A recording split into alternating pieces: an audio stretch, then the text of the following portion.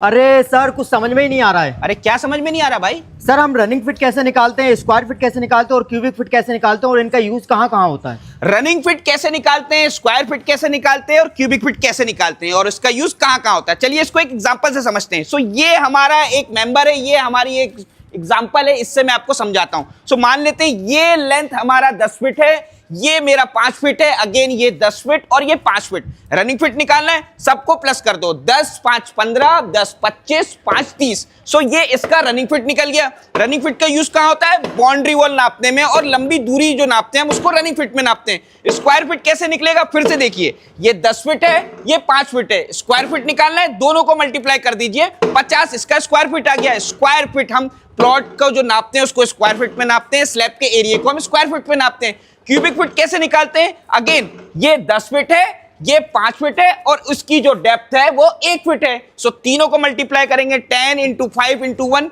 कितना हुआ?